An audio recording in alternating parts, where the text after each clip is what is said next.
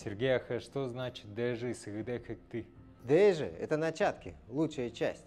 Первая чашка всегда наливается и подается Исыгыдэ, отцу. И это не просто ритуал.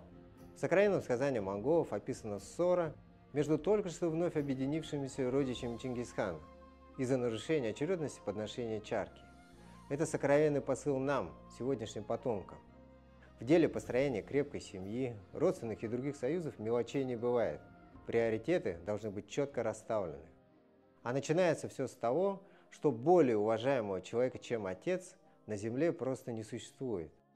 Поэтому, какой бы уважаемый человек ни пришел в гости, будь то руководитель, представитель власти или духовенства, первая чашка всегда наливается и подается хозяину дома. Ведь крепкое государство и настоящая вера всегда начинаются с семьи. Хундутунуху «даже и всегда как ты». А для желающих заказать футболку с этим принтом информация в описании.